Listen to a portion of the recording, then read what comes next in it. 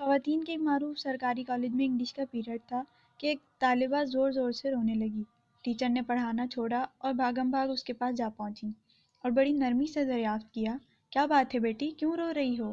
اس نے سسکیاں لے کر جواب دیا، میرے فیس کے پیسے چوری ہو گئے ہیں، بیگ میں رکھے تھے، کسی نے نکال لیے ہیں۔ ٹیچر نے ایک لڑکی کو اشارہ کرتے ہوئے کہا کہ دروازے بند کر دو، کوئی باہر نہ جائے۔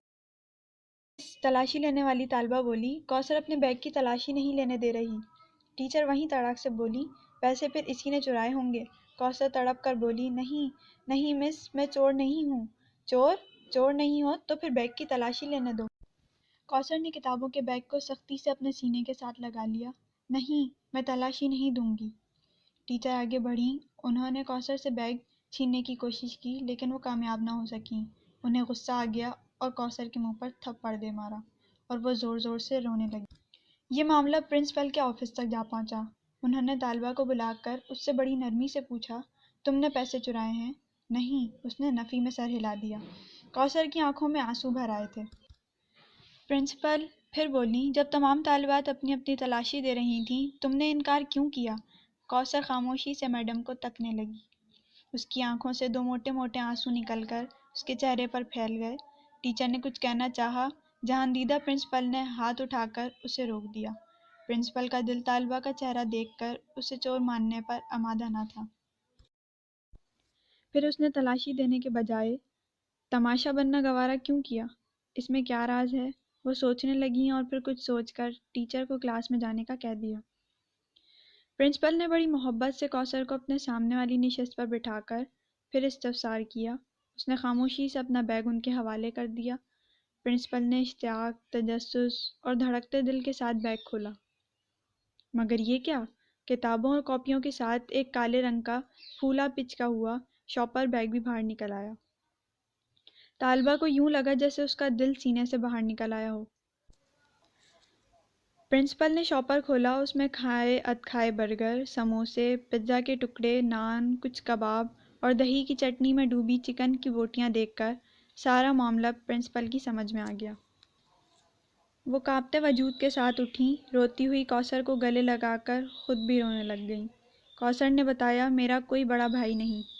دیگر 3 بہن بھائی اس سے چھوٹے ہیں۔ والد صاحب ریٹائرمنٹ سے پہلے ہی بیمار رہنے لگے تھے۔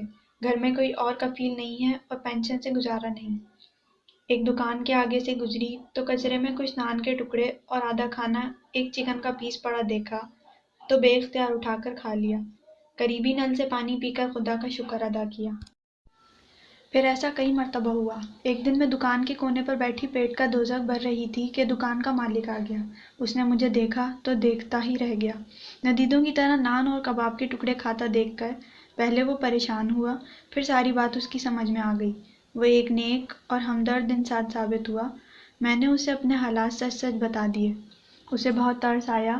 اب وہ کبھی کبھی میرے گھر کھانا بھی بھیج دیتا۔ روزانہ شاپر میں ڈال کر اپنی دکان کے باہر ایک مخصوص جگہ پر رکھ دیتا ہے، جو میں کالج آتے ہوئے اٹھا کر کتابوں کے بیگ میں رکھ لیتی ہوں اور جاتے ہوئے گھر لے جاتی ہوں۔ میرے امی ابو کو علم ہے، میں نے کئی مرتبہ دیکھا ہے، لوگوں کا بچا کچا کھانا کھاتے وقت ان کی آنکھوں میں آنسو ہوتے ہیں۔ بہن بھائی چھوٹے ہیں، انہیں کچھ علم نہیں تو ایک دوسرے سے چھین کر بھی کھا جاتے ہیں۔ یہ ساری داستان سن کر پرنسپل نے رومال سے اپنے آنسو صاف کیے، بیگ میں سے کچھ پیسے نکالے اور طالبہ کے ہاتھ پر رکھ کر بولی کہ آج سے تمہارے سارے اخراجات میں اٹھاؤں گی، اب تمہیں لوگوں کا بچا ہوا کھانا نہیں کھانا پڑے گا۔ اس نے مسکرا کر پرنسپل کی جانب دیکھا، اپنے آنسو صاف کیے اور ان کا شکریہ ادا کر کے باہر آ گئی۔ آج اسے وہ خوشی ملی تھی جو اسے پہلے کبھی نہیں ملی۔ اس کے لڑکھڑاتے قدم سنبھل گئے تھے۔ اس کی بے جان جسم میں گویا ایک بار پھر روح پھونک دی گئی تھی۔ اس کی آنکھیں خوشی سے چمک اٹھی تھیں۔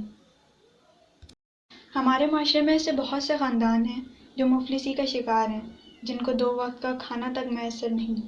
وہ حالات کے ہاتھوں اتنے مجبور ہیں کہ اپنی خواہشات اور اپنی بھوک مٹانے کے لیے غلط راستے اختیار کرتے ہیں۔